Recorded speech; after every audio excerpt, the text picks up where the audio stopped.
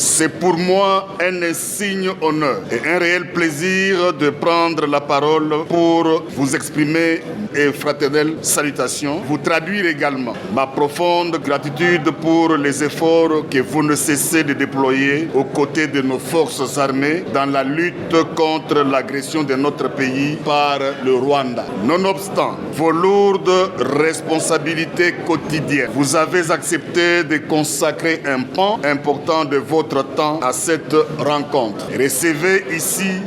et à cet égard mes distingués remerciements. Votre présence constitue une preuve de votre volonté à soutenir constamment les actions du gouvernement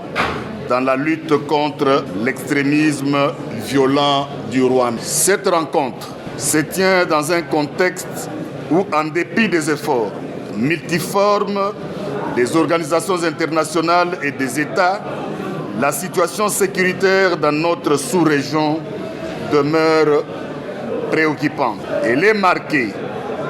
par l'occupation du chef-lieu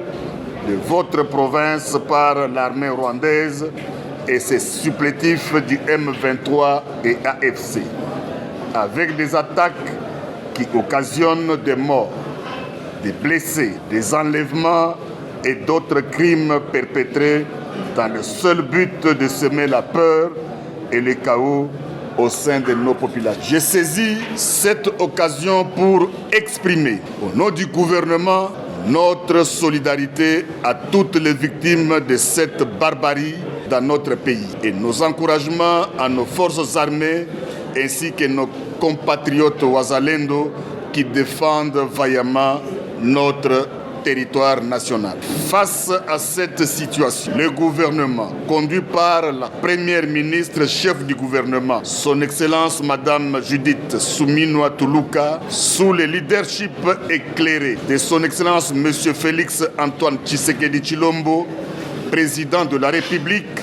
démocratique du Congo, chef de l'État et commandant suprême de nos forces armées, a pris différentes mesures pour lutter efficacement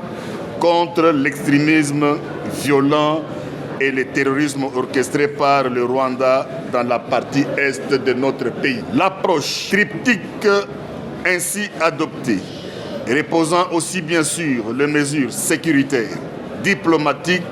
que développement, vise à adresser ces nouveaux défis sécuritaires de manière globale et holistique.